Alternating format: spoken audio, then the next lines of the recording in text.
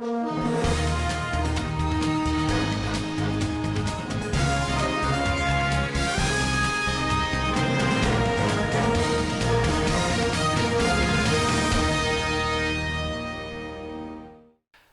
is Tuesday, May 12th. Welcome to this edition of Nevada County Now. The county has updated their COVID-19 dashboard to reflect the new testing numbers. The number of tests performed has increased and now sits at 1,865. Our total still remains at 41 laboratory confirmed cases, 29 in eastern Nevada County and 12 in western Nevada County, and there are still no confirmed active cases at the moment. Nevada County Public Health lists 40 recovered and just 1 death. Visit mynevadacounty.com/coronavirus for the most up-to-date information available. The Board of Supervisors met yesterday afternoon in a special meeting with only one thing on the agenda: to decide whether to send a letter to the state attesting to have met the state's requirements to move ahead more quickly with reopenings in Stage 2. They voted unanimously to submit their letter along with those from the hospitals and the health officer to the state for approval. The county expects a response from the state within 24 to 48 hours. As a reminder, Stage 2 is in itself in 2 parts, with the initial being a soft opening with businesses being able to do curbside service. The soft opening has been rolled out across the state. The second phase of Stage 2 would allow further openings of some select business types with modifications. If approved, Nevada County would be one of the first counties in the state to move forward into the second phase of Stage 2. To help with this process, county staff will be out in the community today, working with our cities, towns, and business associations to work with local businesses to prepare to open as quickly as possible upon state approval. Businesses with questions about modifying business practices to keep customers safe and slow the spread of COVID-19 can email covid19recovery@co.nevadacounty.ca.us. General coronavirus questions can be directed to the Coronavirus Call Center at 1-833-DIAL-211 or 211@connectingpoint.org. As businesses prepare to reopen, NID has issued a statement recommending taking the time to flush water systems, and they have offered to waive the cost of the water used. They state that it is important to flush a building's water system when it has been idled for more than 1 week. This is important because without regular use, water gradually loses its disinfecting properties and can lead to potential growth of bacteria and other waterborne illnesses. Rem Scherzinger, general manager of NID, said, "Our business customers have already suffered an economic hit, so we felt that waiving the cost of flushing their water system upon reopening was one thing we could do to help ease their burden." According to the CDC, you can flush your water system by running hot and cold water through all points of use, for example sink faucets and showers. This will replace all water inside building piping with fresh water. The system should be flushed until hot water reaches its maximum temperature and until the water runs clear and is odorless. Older plumbing that has been idle for long periods can sometimes produce brown-tinted water until it's thoroughly flushed. Businesses may want to consult CDC guidance that provides 8 steps to take before reopening a building to ensure the water quality and safety of the building's water system. The list also includes information about decorative water features, hot tubs, spas, cooling towers, and safety equipment. The offer to waive the cost of flushing is open to current NID customers who have buildings that have been vacant for more than 1 week due to COVID-19 public health orders. Businesses must contact customer service at 530-273-6185 at least 24 hours prior to performing the flushing to get further instructions and allow for a meter reading.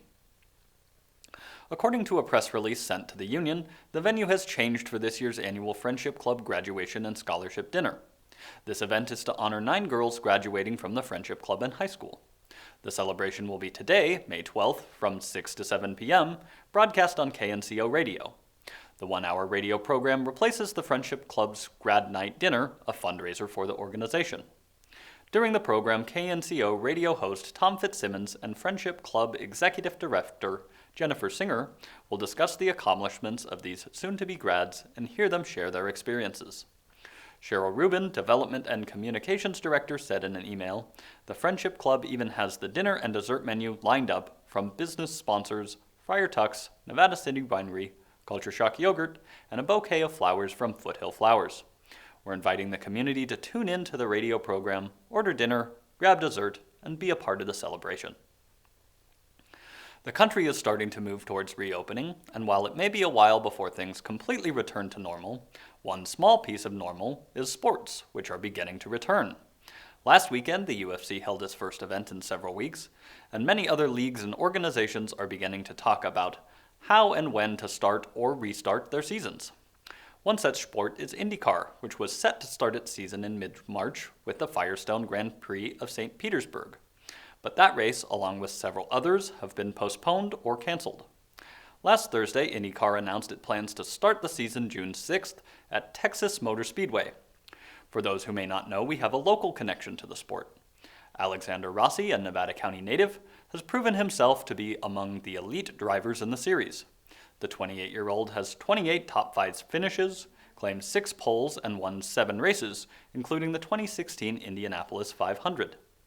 After finishing second in the series' overall points race in 2018 and third in 2019, Rossi has sights set on bringing home the points championship this season. Recently, the Union's Walter Ford was able to catch up with him and find out how he's been keeping busy. In short, it's been a lot of online racing, workouts, and projects around the house, somewhat like the rest of us. I encourage you to check out the whole interview over at theunion.com. Today is Florence Nightingale's birthday and the final day of Nurses Week.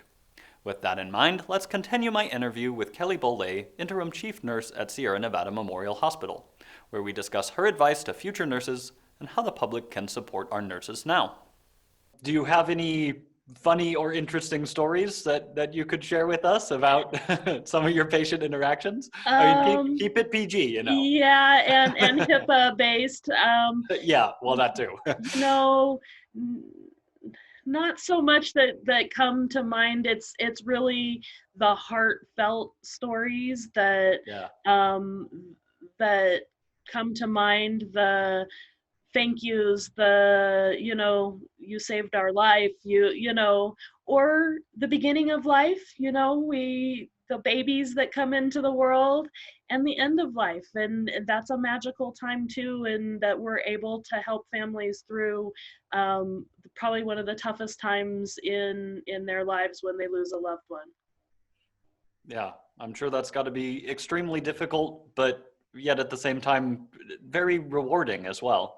Yes, it is. It can be emotionally draining for the nursing staff, but it also is amazingly, yeah, it's an honor to be with patients at that time of their life, both at the beginning and at the end. Is there something, advice you would give to somebody who was maybe thinking about becoming a nurse, a young person that has that career path in mind? Yeah, it's hard work, but the means are worth the end. It is an amazing career. There are lots of avenues. So if hospital nursing isn't necessarily your niche, there are all sorts of areas of nursing that you can have positive influences on patients and just the health of our community. It could be in public health, or it could be in school nursing, or clinic nursing, hospice, home care. There's just so many different things nurses can do. Gotcha. Okay, and what about for the public? Is there something that they could do to be helping nurses, or a good way that they could go about showing their appreciation to you, especially during Nurses Week right now? Wow, our community has just been so amazing. I cannot express our thanks enough, from people making masks and donating them, and local companies making hand sanitizer and face shields and food. Oh my gosh, the amount of food that has been donated to our frontline workers is just heartwarming. So just keeping us in your thoughts, and that's the best thing right now. Follow whatever restrictions are out there, because that really is flattening the curve. Nevada County has been very blessed so far with the amount of cases we have. So that's the big thing, is just, I've been so moved. If I'm in my uniform and I'm in a public space, how many people that have come to me and just thanked me for what I do, and that goes a mile. That's really amazing. Okay, well that's great. I'll have to make sure I keep doing that. And so, is there anything else you can think of that you think would be important for the community to know right now? The nurses of this community are working really hard to continue to provide the highest level care and the safest care we can for our community. I know things are changing in the COVID world daily, and our staff is ready for this. We are prepared, they're educated, and we have plans in place if the surge does happen. So just feeling confident in the care that is being provided at the hospital.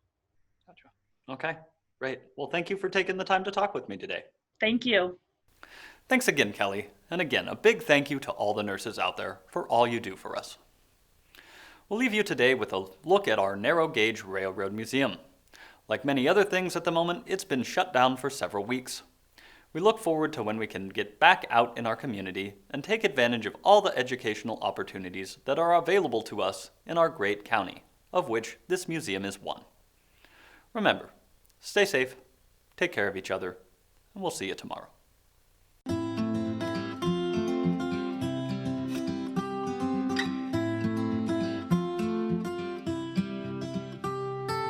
My name is John Christensen. I'm the director of the museum.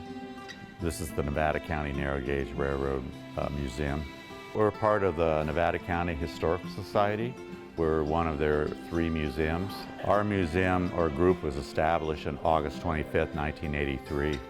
It took us quite a few years to collect equipment and finally find a home or a building site to construct the museum. And that was begun in 1999 and construction completed in 2001. Most of the equipment we have here are from the late 1800s to early 1900s. Our most notable piece of equipment is Nevada County Narrow Gauge Engine number 5, which is inside the museum building on display. It was built in 1875 and worked on another railroad in South Lake Tahoe until 1899, and then it was purchased for our railroad. The engine was here until about 1940, and it was sold to Review Studios down in Burbank area, and then became part of Universal Studios property, and then it was in the movie industry until 1985, and that's the year we brought it back home. Take the car behind me, for instance. That's a 1904 built Denver on Rio Grande Western stock car. That car, when we started on it, was literally falling apart. It demanded our attention, and so we finally brought it in, dismantled it completely. What we decided to do was reverse engineer this car back to as built. There were a lot of changes made to the cars, so we had to do a lot of research, reverse engineering it back. I think one of the more difficult cars was the rail bus, the one you rode on today. That took a couple of years. After we finished the restoration, that same year we had the rail line opened up and we started running passenger service here. What I can say about the museum and our equipment is that although we call ourselves the Nevada County Narrow Gauge Railroad Museum, there's not a lot of original Nevada County Narrow Gauge Railroad equipment left, due to it being dismantled during World War II. And so we're lucky to have one of the original locomotives. We do have a lot of logging railroad equipment. We were fortunate that the West Side Lumber Company operated until 1961, and a lot of this equipment was still around for us to acquire and restore.